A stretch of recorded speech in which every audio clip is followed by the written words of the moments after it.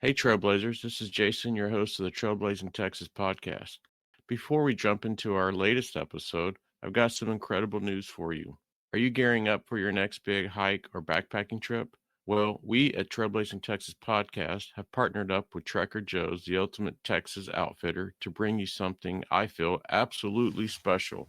Listeners, you of the Trailblazing Texas podcast can now get a one-time 15% off their gear purchases at Trekker Joe's. That's right, whether you're a first-time customer at Trekker Joe's or a repeat customer like me, you can save big and hit the trails well prepared. So upon checkout, use code TTP15 to claim your 15% discount and in the process support an amazing local Texas business. So happy trails, and don't forget to tell your hiking buddies. Now on with the episode.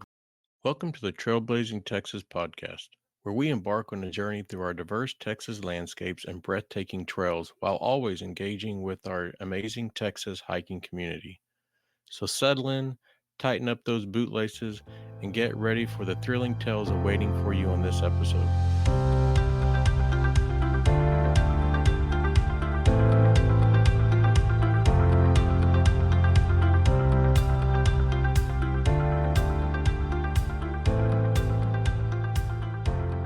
One of the most important and really for me, the most interesting question, and we may have touched on it, and maybe there's still some detail, but what kicked off this passion for you to live life and get outdoors, hiking and backpacking?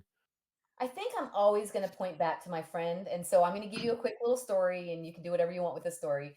But Hmm. when I was growing up, I had a friend and my name's Kim and her name's Kim.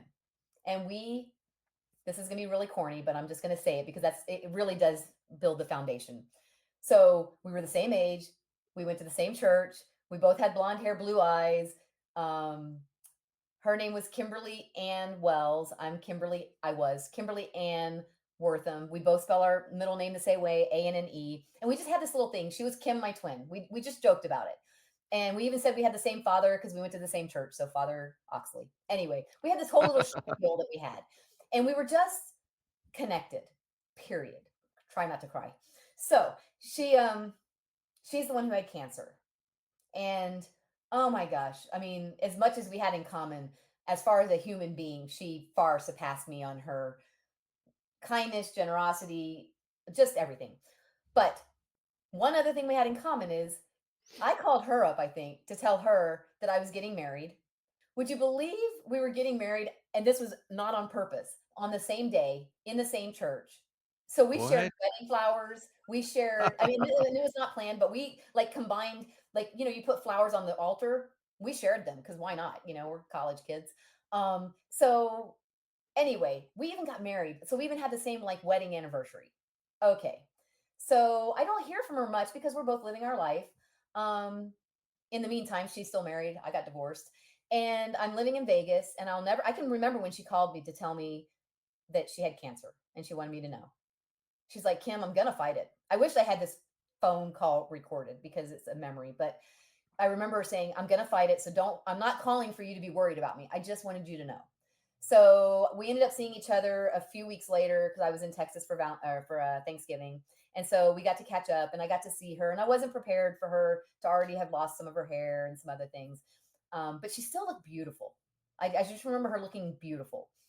So fast forward, I tell her I'm going to walk the Appalachian Trail. I didn't tell anyone else because I really hadn't committed to it yet. But once I told her, I was committed because she just was like, Kim, I've always wanted to do the AT, always. So I walked it for her. I didn't make it public. It's just now coming out when people ask me, but she knew. And right before she passed away, she actually got to step on the Appalachian Trail. That was one of her final wishes. Okay. So after the whole COVID thing, I went back to work. I didn't want to, but I'm like, if I can't go see anything, I might as well go back to work. So I worked remotely from Florida for a year. And I was kind of getting restless to begin with, but she calls me up one day and she's like, Kim, I'm terminal. I'm like, how long do you have? She's like, anywhere from a week to 2 weeks. And I'm like, and you have to understand it was all internal stuff. It had to do with her processing, I think, waste, so whatever organs those are. Her heart was fine. Her blood pressure was great. Her brain was completely fine. She just couldn't get rid of waste. So at some point, they had done so many surgeries, she couldn't do anymore. So I said, "Can I come see you?" She said, "Yes." This is how impulsive I am. I booked my flight to Houston.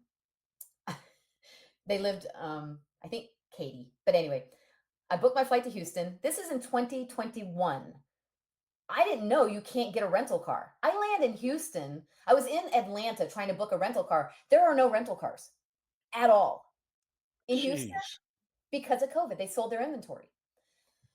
But again, I don't let these things stop me, right? So I post on Facebook, "Hey, I'm in Atlanta. I'm flying to Houston right now. Is there anyone that I know that can meet me at the airport?"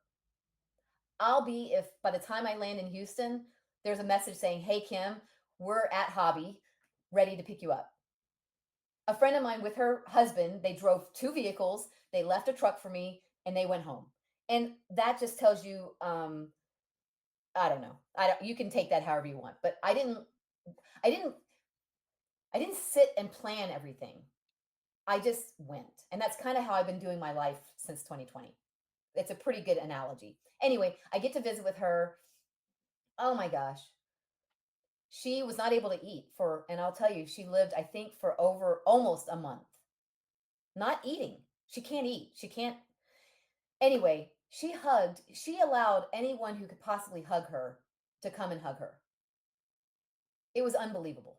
I, the most generous person, because I mean, she had to be exhausted. Anyway, by the time I made it back to Florida, I quit my job. And I don't even know what the order was. I started looking for vans. I was like, you know what? I'm going to take off in a van. And so that's what I did. I bought a little van. Here's an example of how my life works. I called this company up and I said, "Okay, this is now near October 1st. I canceled my rent. So I don't have a place to live starting October 1st. I don't have a van yet." I start calling about finding a van, and this company that makes vans, they deck them out. It's Ford Transit. I loved them. I love their vans. I love the size of them. I loved everything about them. They were selling them brand new, and I said, "Okay."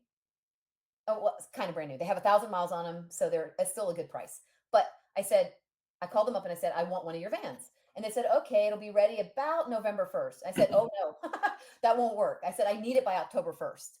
They're like, "Sorry, they're all sold. We don't have any more. We can't make them that fast." I'm like, he's like, "But sometimes a used one comes in." I said, "Okay, okay, okay." I said, "I want the one that comes in when it's used." He's like, "No, no, no. It doesn't work that way." He's like, "They sometimes come in." I said, "No, no, no. You don't understand. When the van comes in, I want it. I want to buy it." He's like, "Okay, you're like psychotic, but okay." The next day he calls me. He's like, "You won't believe it." I said, "Yes, I will." He's like, I said, "I want it." He's like, "Well, I have to check it out." I said, "Great. What time? When can I pick it up?" He's like, "Well, let me tell you, it's really red." I'm like, "I don't care." I said, "This is my van." He's like, "Okay." So I literally flew there. He had it checked out in a few days. I flew to Minneapolis and I drove it back to Florida. So now I have my van. And that's how it works. I have my van. I quit my job. I move out in my little van and I take off and I figure, why not start off with the national parks in Florida? So I did Everglades. I remember I booked Dry Tortuga. Do you know anything about Dry Tortuga? No. It's one of the national parks. Evidently, you can't get a reservation to camp on Dry Tortuga. People wait years. I called up right like a week before I went and I called up and I said, "Hey, I want to go." And they're like, "Oh my gosh." They're like, "You won't believe this, but someone just canceled." I'm like, "Yeah, I do." And they're like, "Okay." So I booked it. So I'm enjoying Dry Tortuga. I haven't been able to book it since. I have tried several times over the last 3 years and I can't get on there. But I was able to go. I camped there 3 nights. Um, that was my beginning of my epic van life adventure. And then I flew to St. Thomas. No, yeah, and you take a ferry to St. John, Virgin Islands, and that's one of our national parks. While I was there, I'm coming back. I meet this lady in the airport. A year later, I'm in Thailand with her.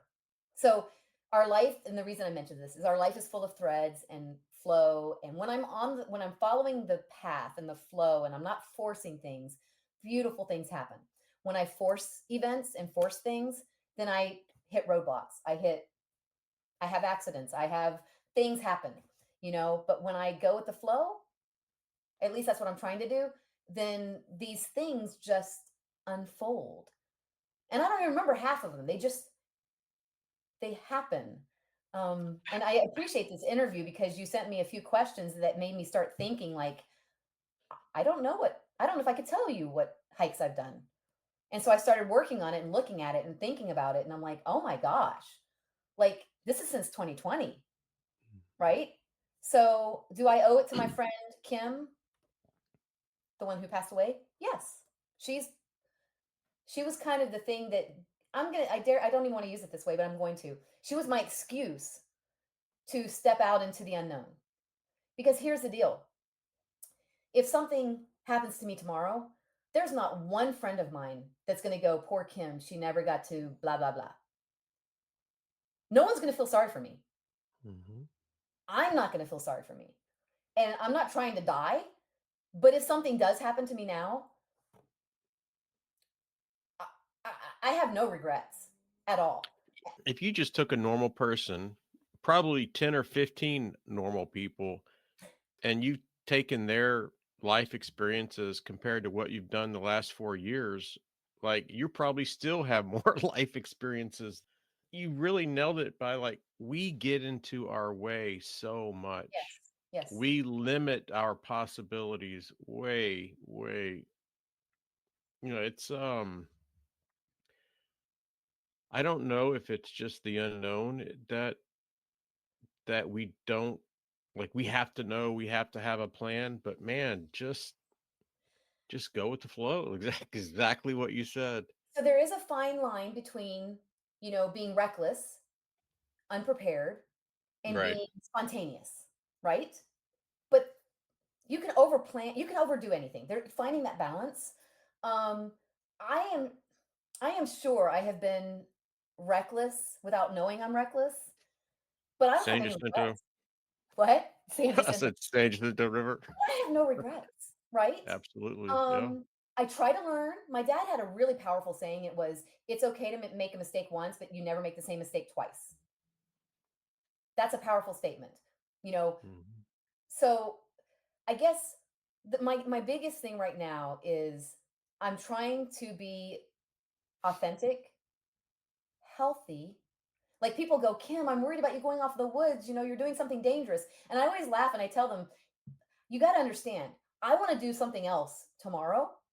So I'm not going to do anything today that is such an adventurous thing that's dangerous that's going to stop me from having fun tomorrow. So I try to comfort them and tell because I sometimes the things that I do look really dangerous and they're not nearly, I mean, okay, you could do a video of your lovely Guadalupe mountain and you can make it look like the most death defying thing you've ever done in your life, or you could portray it as a walk in the park. Now, Mhm. the funny thing is, it's not either of those. That one mountain, if you do it in the snow, is a very different hike than if you do it when all the little wildflowers are popping out. It's Right. different if you do it with other people. It's versus when you do it by yourself. If you do it in the Yep. dark. My point is, the things that I have done, I've tried to do them as safely as I can. But yeah, I miss a few details sometimes. And I should mention, Yeah. I think this is a good time to mention my job before all of this was I was a project manager and I created schedules. I planned for a living. I planned my stuff. I planned other people's stuff. I planned really big projects. And when I set off in the van, that's the job that I quit was the planning. And I basically made a kind of almost a pact to myself to do the opposite, to stop. I was so focused on planning everything.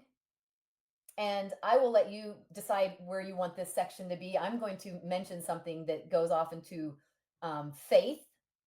And it's a very powerful part of my story. But I used to go down to Mexico to build homes. And I still do, actually. I just did that this year. Hmm. That's funny. Anyway, I would go to Mexico to Juarez, which is, you should know the border towns, Right. and it's off of the New Mexico area, near El Paso, so both. And it's dangerous for some people. I go because I felt called to go, and I went with all women. It was a women's build in my church. And I remember the first time I went, I had this what I was going to get out of this experience. And a very powerful thing happened where pretty much I was I give God all the credit, but I was given a very different lesson than what I thought I was going down there for. So I continued to go. This was in 2005. I continued to go. Every year, I mean, I'm slow, okay? Like every year I go down there with, oh, I got, I'm going to do this. I'm going to plan this. I've got this under control. This is what I want out of it. Blah, blah, blah. Every single stinking year. And I'll never forget one year. And this is, I'm embarrassed to say, this is like 7 years later. I go down there and I have a foolproof plan. I have got all these books in Spanish that I'm going to hand out to the kids because there are kids everywhere. You can't go to Mexico and build a home and not have the cutest little kids all around you. Mm-hmm. That build, I'm only there for 3 or 4 days. Not one kid. Not one kid. And I'm like, okay, finally. I'm like, I finally got the message. I'm like, you know what? I hand it over to you. Get out of his way. Right? And so but I mean, it took me a long time to get this. Mm-hmm. When I stepped on the Appalachian Trail, I've grown now as a person, but when I stepped on the Appalachian Trail, I had a whole bunch of things that I was doing, but one of them was um, to let go. My dad's favorite saying, another favorite saying, was "Let go, let God." You know, and so Yep. I kind of walked in that path on the Appalachian Trail, and it was amazing. I said, "I'll stay on the trail when it wants me to stay on. If the trail tells me to get off, I get off." And that's exactly what I did. I mean, I was going to stay on the trail, and then all these things happened. I'm like, you know what? I'm supposed to get off the trail for a little bit. Got off, got back on when I was supposed to, and it was perfect. It was amazing. When I did my Camino, there is a difference between a hike and a pilgrimage, and that again is a whole nother conversation. But when I stepped on my Camino last year, I had every intention of it being a pilgrimage, even though I was carrying a tent and it was going to look like a hike. I wanted it to be a pilgrimage. And it was so simple. I started off with the Lord's Prayer every day. And I always walk in gratitude. That's something I started on the Appalachian Trail. I start off walking and thinking of all the things I'm thankful for. That's just one of the things I have going on. And I carry it through my life. But the Camino hit me like no other. I'm going to say hike because I started out as a hiker, but I ended up as a pilgrim. I learned so much. I can't even there are not words to explain how the pilgrimage hit me. It is not a hike. You can make it a hike if you wanted to, but I allowed something to happen that was more powerful than anything I can explain. And so since my last Camino, I have actually felt that I've had a big shift in my life. Um, and I just keep going on this flow. I don't have a Camino booked for next year. Actually 2025 was supposed to be a chill year. I was supposed to like stop moving, but out of the woodwork, people are inviting me to, hey, Kim, I want to go across Costa Rica. You want to go with me? Okay. So I'm sure things will happen, but I'm not even, my plan for 2025 is to not have a plan. Like I have no commitments Yeah. that I, no commitment. This is my first year of no commitments. I've not promised anyone anything, and I'm just going to let it flow. Anyway, so Kim, she's the reason that got me out there. I'm thankful she got me to step out of, I can't say my comfort zone. I do find that if I plan too much, I, first off, it doesn't go well. I put constraints on me, so now I'm rushed. Um, I would love to say I'm all knowing so that, okay, yeah, I want to do this hike, the Allegheny Trail. Okay, fine. I'm going to research it till I'm blue in the face, and I'm going to have everything booked and I'm going to have all this stuff planned and it's going to go like clockwork. It doesn't. It never Yeah. has for me. For me, it never is going to. So I always, when I see these forums on like Facebook where people write like, I'm trying to book this for 2025 and I did it, and where should I put my food drops? And I see all these things that people are trying to control. And I want to write them and go, it's okay. Yeah, you have to have a flight. Yes, you have to have, a way to get to the trail. Yes, you have to have equipment. So I don't want it to be misconstrued what I'm trying to say. But there is a point where you over plan things, and it's just as difficult as if you were to not plan at all. It's that balance somewhere in between, Absolutely. and you've experienced it, I'm sure, for yourself, you know? Yeah. So anyway, that's probably my advice to people sometimes is just go for it, because if you think about it too long, you're either going to be worried, scared, maybe even overly excited, you know? Um, I think this is a fair statement. I didn't do any research for the Appalachian Trail, none. I get on it, and as you're right walking, people will tell you stuff, right? A day before, I was in near New York, and someone told me, that they were going to try to time it so that they could walk through the zoo, and I'm like, "You're going to go to a zoo?" They're like, the trail goes through a zoo, right?" And I'm like, "What?" Does it? It does. They have a special entrance for hikers. You cross the Hudson, and then you're near something called something Bear Mountain. I don't know. And there is a white blaze, and the trail goes. If it's open, you have to hit it at the right time. And this was even during 2020. I was able to walk through a zoo. But here's the question: you know, if I didn't plan at all, if I didn't talk to people, if I didn't know about it, well, then I might have shown up on, after 5 p.m., or I might have shown up early in the morning. So you need to have some information. Right. But then it was kind of fun to be surprised. It was fun to have it I call it, I like to hike where it organically flows. Yeah. Um, but you have to find that balance. Like when I hopped onto the Camino del Norte, I wanted to not use an app. I had this idea in my head that I wanted to, try to do it wherever the arrows pointed. That's how I was going to go. I didn't really care. I have it actually tracked, which is kind of funny. I spent over an hour on this one town, all over the place, trying to find where I go. Finally, I'm like, I give up. And I talked to someone, they're laughing, they're like, "You have to take a ferry across the river." I'm like, "What?" Oh, I had no idea. So then I'm like, if I was looking at they have an app kind of like Far Out. It's called, I think it's called Buen Camino. And I open it up, and sure enough, it says, "Okay, you go here, and then you catch a little ferry for €2, and you get to the other side, and you continue on." I So again, my stubbornness gets me in trouble sometimes. I have these ideas. yeah. You just got to find the balance. Now, did I get to see the whole town? Absolutely. Was I supposed to? Yeah. You know, Yeah, I was, absolutely. I was right where I was supposed to be. Every time I get lost, and I use that word loosely, but every time I am not where I thought I was going to be, I stop and I go, "Why am I here? What am I supposed to see?" Like, I truly believe, I say thank you sometimes, like, what? And almost always I see some animal or some rock or some view, or even just a wake up call. Like, "Okay, Kim, you're too much in your head," or, "Oh, you were rushing," or whatever. But I try to make a lesson out of it, because I do believe we're right where we're supposed to be if we get out of our way. I think you said. Absolutely. So anyway, Absolutely. there you go. So, if you just take the last 4 years, Yep. um, what do you think hiking and backpacking mean to you? Okay.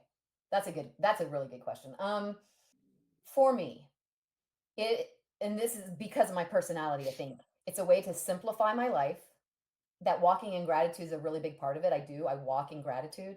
I physically like step and say thank you for different things. Um, it allows me to enjoy nature. And for me, I think people are always surprised, because there's this whole. Have you ever heard people say, you shouldn't take photos and videos when you hike. You should be focused. You're going to miss the hike if you're taking photos. I've come to an understanding about this statement. Have you heard people say that before? I have, and if you kinda see like a weird look on my face, like, I I did. have, and I don't understand where these people have that. I get it. I understand it. I've worked really hard to understand this. You ready? Yes. You're gonna laugh when you understand this first. Okay, first off, we all come from our own perspective, right? So for some people, hiking is just that. They don't want any technology around them. The hike is just looking, and they remember everything, and they absorb everything that way. I realized the main reason I hike, and this is going to surprise you since this is a hiking talk, I hike so I can take photos. I don't I don't go on a hike and oh, I should take some photos. I don't care. You can drop me off the top of Mount Everest and then I can take photos, right? I don't have to hike up to Mount Everest. I don't have Hmm. to prove anything to anyone, including myself. But I do want to see the view from there. I do want to see the view from I like to get down and look at the snails. Snails are fascinating to me. But all of these things, but then I also realize, wait a second. I am different when I hike with someone else. When I hike by myself, I can do whatever I want. I can take a nap by the stream. I can set up my tent in the middle of the day. I can walk fast. I can walk slow. I can take photos of everything I want. When I hike with someone else, for me personally, I try not to take photos because it changes their vibe. And if I do, I go, hey, do you mind? I want to take a photo of this. But then I start feeling weird because I feel like I'm messing up the flow. Well, then I realize the people that are grumpy about people taking photos, it's typically, I think, because they're with someone else who has a different concept of what a hike is. It doesn't make it right or wrong, but their idea of a hike is the last thing they want to do is to stop and take photos. Their whole point of a hike is to get to the top, get their heart rate up, see the views, and get back to the car in time to have a beer at a pub. That's their idea of a successful hike. Where the other person, their hike, they want to go as long and slow. They want to catch the sunset on the peak. They want to actually walk down in the dark. Their idea is to make that 4 hour hike into an 8 hour hike. Again, they're not wrong. Yeah. I know for me personally, taking photos allows me to catch. I have a rhythm. I can't stop for a long time. If I stop for a long time, my body thinks I'm done. So I take photos, I catch my breath, I give thanks, and I keep going. So I don't know if I gave a very precise answer, but I believe it's people come to things with an expectation. They think I hike because I love hiking. Yes, I like hiking, but I actually like taking photos and videos more than I do hiking. So my priority is actually on the photos. Yeah. And I think that's where they're coming at it from their lens, from their perspective. Yeah. They're not wrong, but they're not understanding that my joy comes from a different experience. Every night when I take my hikes and my photos, if I can, before I go to sleep, I look at all my photos from that day. It's a recall kind of thing. I relive my hike before I go to sleep. Yeah. That's part of my joy. Yeah. So I have two responses to that. Okay, go for it. The first one, when you said, you know, the reason why people maybe complain about the picture taken, I was going to say probably because they use an iPhone and Samsung takes better pictures. But no, in all seriousness, That's I am the exact same way. I play a game with my wife. okay. I'll just go do like, I don't know, 10 miles on the Lone Star hiking trail, and I'll come home and then we play a game. Like, she'll guess how many pictures I've taken. And she'll, she's like 70 or 80. I'm like, no, 204. I love, I don't like photography. I don't care about ISO and all these fancy things, but I love taking pictures and video. And what really gets me, through social media, friends and family have reached out and just said, I live through your photography, through your videos. Yes. I'm not able physically to see the backcountry of Guadalupe, Right. or due to whatever reasons, and through this, in listening to you and seeing the pictures, I'm able to live that. And man, that's pretty powerful and motivating for me. I'm glad you said that because there are times where I sometimes want to stop. Like I create videos on TikTok, and every now and then I get a little grumpy because, it's such a weird platform. But then I have that person who writes saying, that they're fighting cancer. They always get me with that. And Yep. that they used to hike or they went there before or they want to go there or whatever. But that you're that portal for them. And I, I used to not like on Facebook, I'd post like once a month because I felt like I was a burden on people if I posted all the time. Now I don't care. Like Absolutely not. people are responsible for their own Yes. inputs, and so I just share. I've grown up over the years. I've Mhm. learned to be a little less rigid. And then I created this thing called Muon Adventures, which that's where if I show like my 4 favorite photos from a hike for that day, great. But if they want to see the photo roll, they want to see all of the photos, then that's on them. They can go to Muon Adventures and they can see my photo dump. I don't really put a lot of notes, but that's on them. I can't. Mhm. So it's funny. I don't know. Yeah, so you and I are Facebook friends Yeah. and Instagram and even on TikTok, and I got a Yep. funny story that I will talk about TikTok. But I post tons. And guess what? If you don't want to consume it, unfollow because I don't give two shits. Right. But it took me a while to get there. Like, Yeah. and every now and then people know me well enough, I think. But every now and then I wake up and I'm on a soapbox. Like, and I'll write, something I think inspirational, but I'm very gentle about it. I want Yeah. to tell people, quit being mean, but no, I can't say that. So I put a pretty picture and I basically tell people, let's find the good in others. Da, da, da, da, and for people who know me, they should know Kim's upset, even though Yeah. it's a gentle, fluffy statement, because I'm like, I have to step away from, I think social media is incredible. It's an incredible opportunity for people to share. And I think it's also one of the most horrific things that Yeah. has happened to our civilization, Hmm. because, and it's like anything, it's how do you use it? But I want to hug all my friends who get so upset about things, so traumatized by things that have no impact on their life. You're only given so many minutes, so many Yep. hours, so many days.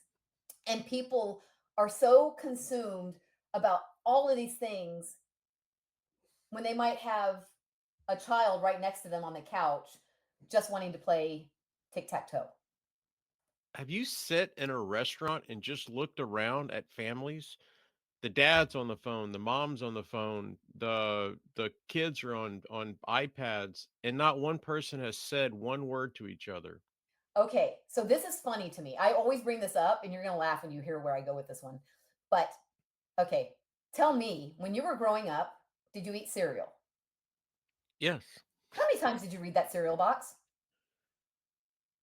Well, it depends on what it had on the back. So, like, sometimes they had little games that you could Yep, draw, yep. like So guess what? all the time. I read the same thing over and over again. The Mhm. reason I mention this is because when I was growing up, my dad sat at the table reading the newspaper. My sister, she had her nose in a book. Yeah. The thing is, they were actually reading something of substance. I read the cereal box over and over again. Like I even Yeah. made games, and anyway. So the reason I mention that is because I don't think anything's really changed other than um this when okay, when we went to a restaurant, no, my dad was not allowed to bring his newspaper. My sister wasn't allowed to bring her book. We were like my dad would play games. He would draw a squiggle, and then we would, because we always had like these paper placemat things, or he would bring a napkin or even paper and pen, and he would do these little squiggles, and he would play with us during dinner in a restaurant, in a place where we were supposed to behave. At home, we did math quizzes at dinner time. It was always about math and your day, and we all sat and ate dinner together. Breakfast was kind of the, I don't want to talk to you, you don't talk to me. We're just going to get out the doors, you do Yeah. you, and then you get to school. Um, but what I've noticed is and I've noticed it for myself. I worked in a job where I wasn't allowed to bring my phone in because of security reasons. And I remember the first week on this job, every day I like ran to my car because I couldn't wait to see what had happened while I was at work. Yeah. And it was an addiction, that input. But after a while, you first off, okay, so fine. You don't see your phone for a whole 8 hours or whatever. And then you consume all of this stuff, and then you start realizing, that stuff's gonna happen anyway. Like, this Yeah. is my growth. Then you get on the trail, and okay, so this feeds back kind of back into about why do you hike? It's a break from social media. Yeah. And it's funny because I laugh at all these people who do really good videos who, they set up their little tripod, they walk away, and they walk towards their tripod, and I even thought about like the San Jacinto. How cool would that have been if I had some stupid little drone watching me almost die? You know? But that's not what I want to do. That Yeah. is not my idea of a hike. My hiking is about it's so funny because as much as I like to take photos, I don't want it to impact my hike. Right. Okay. So I'm not going to say, I don't like TikTok or Reels or whatever. I don't like those more than I like my photos, that I like my hike. But there are people who their priority is I watched this girl. She was in a tent and she had all this makeup on and she looked beautiful and she was representing this tent. And then a police officer shows up saying, "Ma'am, you cannot set up your tent in this park." And she shared this video, which I think is funny. But all of a sudden, I'm like, oh my gosh, there are people out there that are following people who look like they're doing something and they're not. Yeah. But they're displaying it very well. Like you can find, Mhm. they're really good at what they're doing. And then you have someone like me who has had many epic adventures, but most of them are not on video. Why? Because I was more concerned about my survival. And then if you do an adventure like I did this year, 2024, you do and I'll even say the end of 2023, I went from one adventure to another, to another, to another. I never shared it because I didn't have time. Because I'm not going to stop an adventure.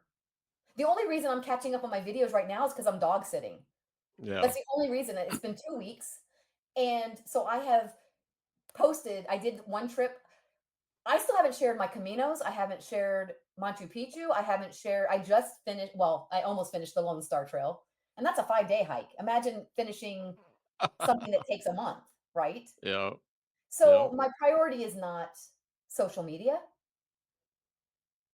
However, I do, when a video comes back up that I posted a year ago and someone liked it, and I come and I watch my video again and I get all the feels.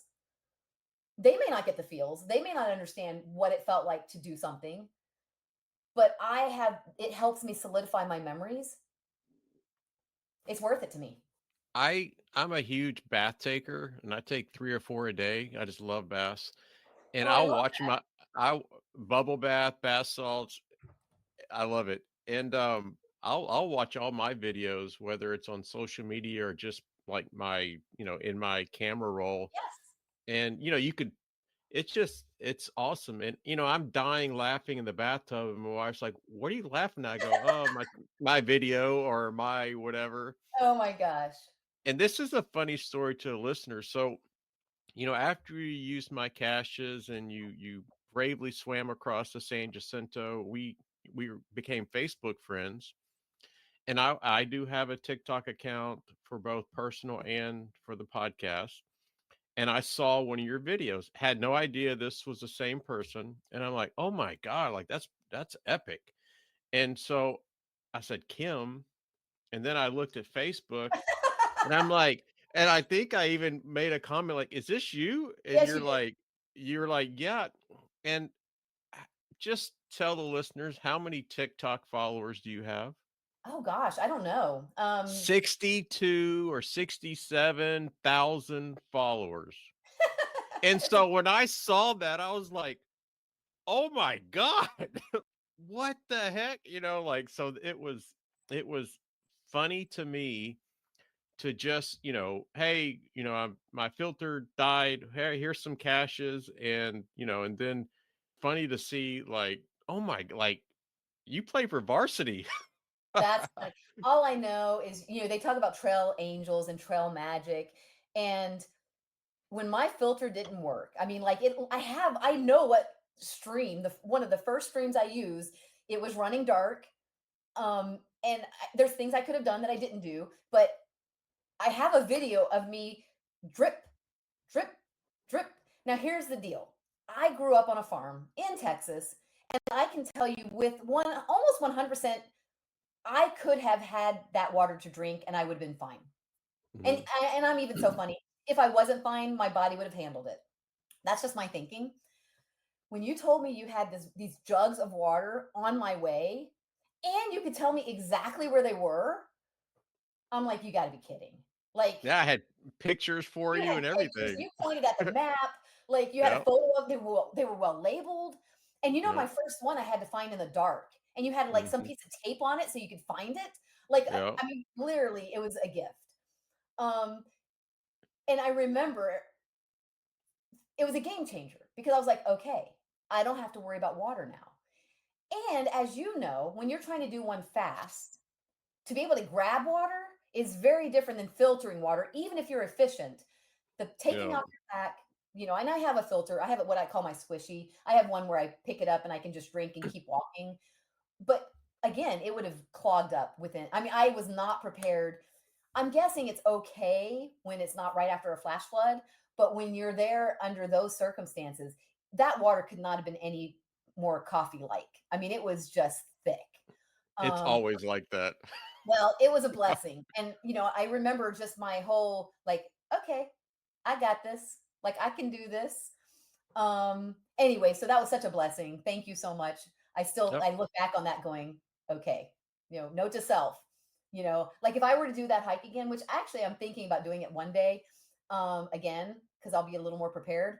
But I think I would stash water. Um, Yeah, I think the biggest thing is outside of, pre-filtering and stuff, a lot of the creeks and stuff are runoffs from neighborhoods.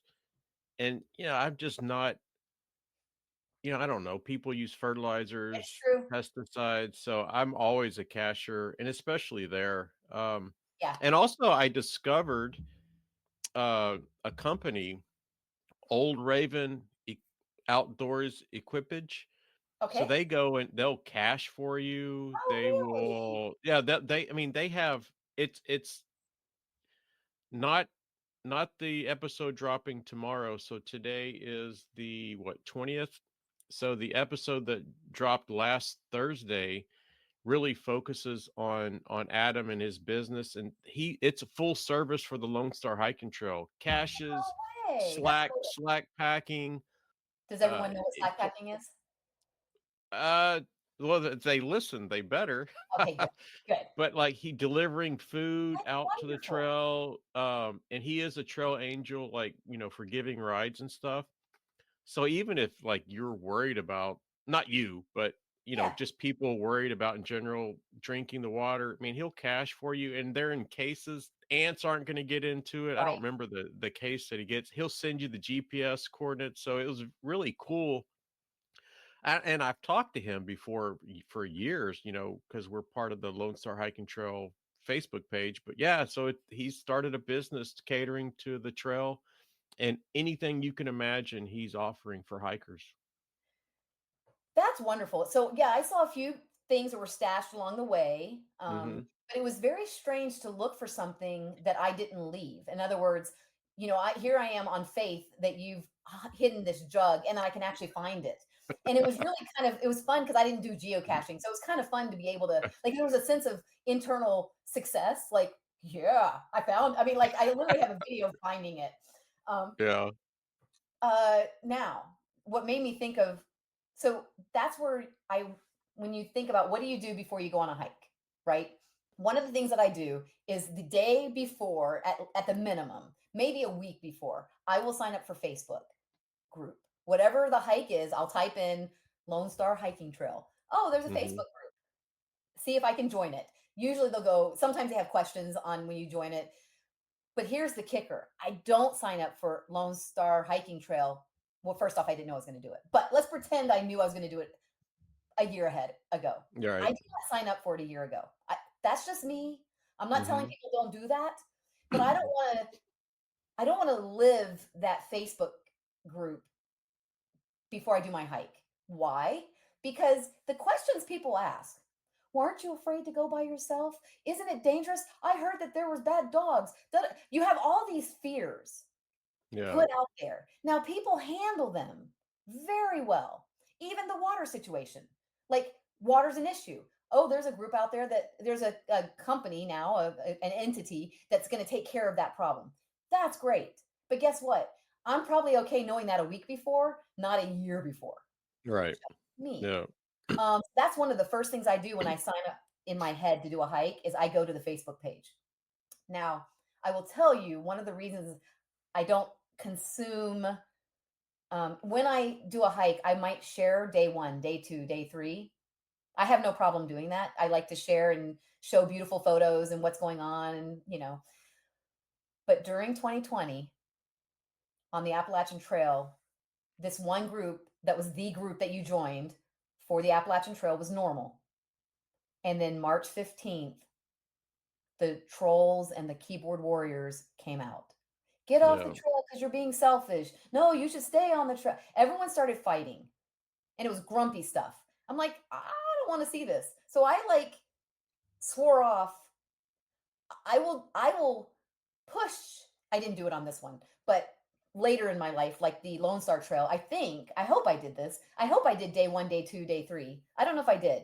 Uh, I may not have, but like the Arizona Trail, I actually did day one, day two, day three, and I would show people and give little stats like, the water situation or whatever, and I use Hmm. the Facebook to give information. So yes, I'm saying I don't consume it. Which side of the screen am I on? I don't consume that information, but I can be a hypocrite. I don't mind putting that information out for other people, right? Right. But Yeah. my experience is I don't want to get in my head about all the things that could go wrong, you know? So it's funny, after I do a hike, I'm still part of that page.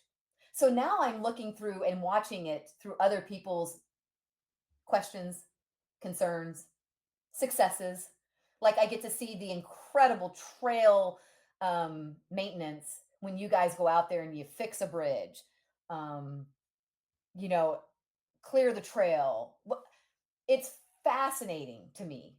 But also, the reason you want to join these groups, in my opinion, is when something happens, like your filter doesn't work or you don't know what you're supposed to do somewhere, you start building connections with people and you can write them saying, hey, I'm on the trail right now and I don't know what to do. Right. I'm and so you have people who really know, these people that maintain these Facebook pages and that are the top contributors. You I can mention something on the trail and you'll go, "Oh yeah, I know that wild pig. I see him every time on this one corner." Like Right. you guys know the trail so well that what's a faint memory of I saw this. Okay, I shared a picture of a dog. Everyone knew the dog's name. Like this Yep. dog was known on the Lone Star Trail. I took a photo of this dog. Right past Trailhead 9. Yes, and people took photos with this dog. It has its name on the collar. I can't remember the name, but everyone has a picture of this dog. So I Yep. guess my point is, um, these Facebook groups have a purpose, but I would warn people. I would rather you look at it before you go on the trail because you're going to learn some helpful stuff. You're going to make some connections, but don't get so caught up in the negative. And the questions that people ask sometimes, like, what shoes should I wear? How much should my pack weigh? Um, Is it a hard hike? Well, I don't is it know what a right? what is a hard hike to you? Like I'm Thank you. That's hiking. probably the best example, because the answers are never that simple. Like, No. I can do the same trail, and if I did it in 2 days, would be very different, the same trail, than if I did it in 10 days.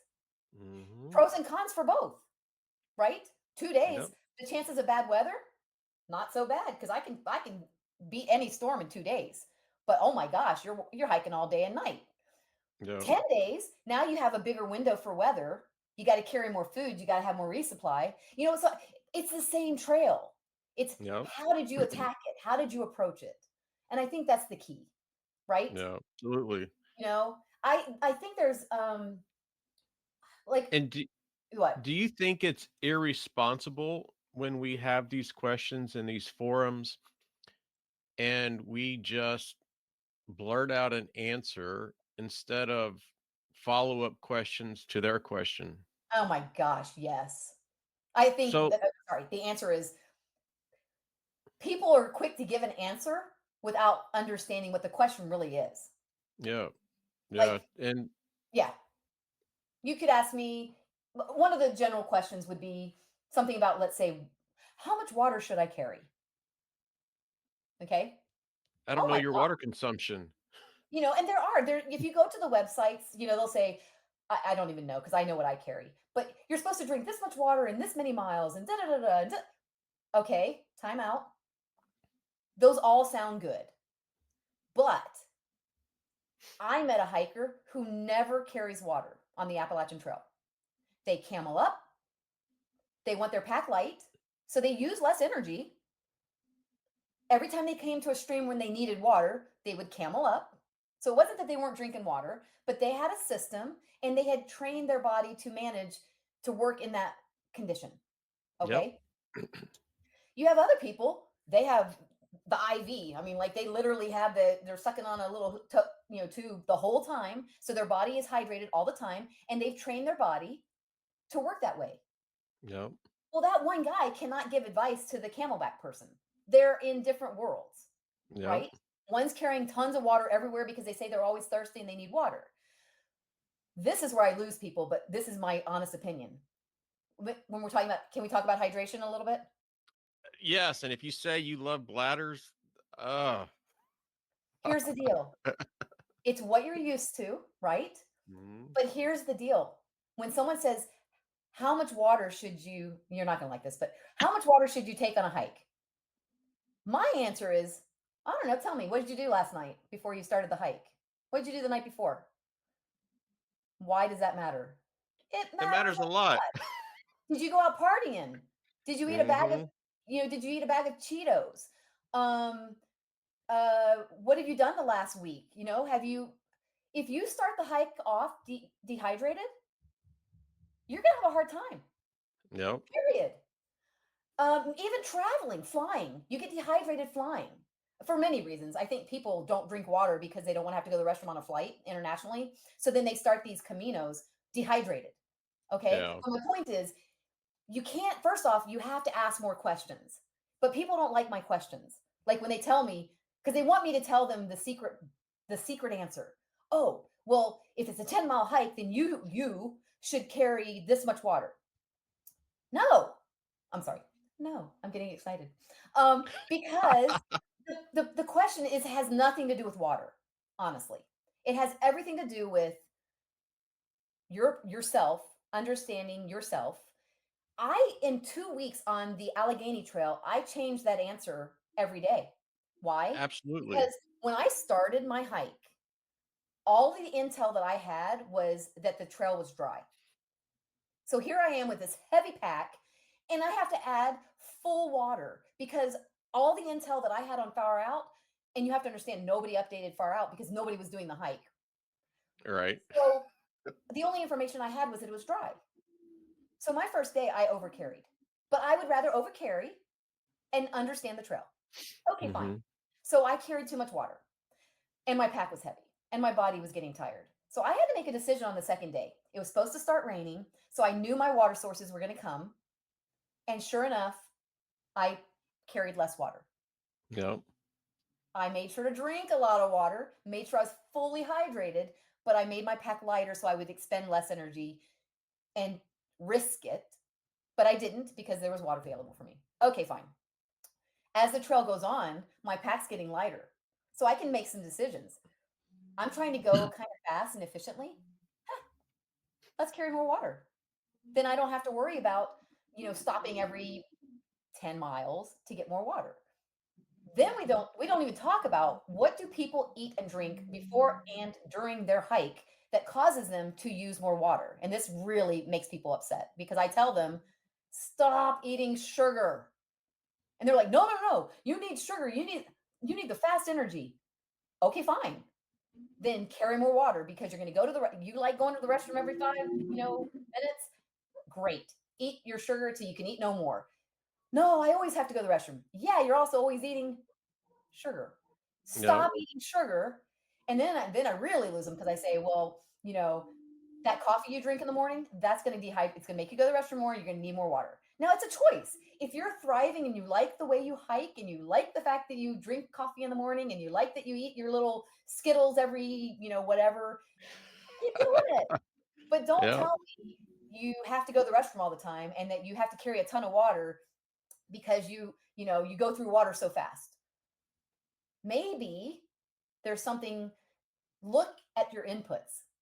Maybe there's a way, if you really want to carry less water or drink less water, maybe there's something different you can do. And we're not even talking about, is it hot? Is it cold?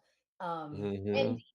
Uh, Elevation, even. oh my gosh, elevation, definitely. All Hmm. these things are factors. So there is no, the big message is there's not ever going to be one simple answer. If you really want to hike, be adaptable.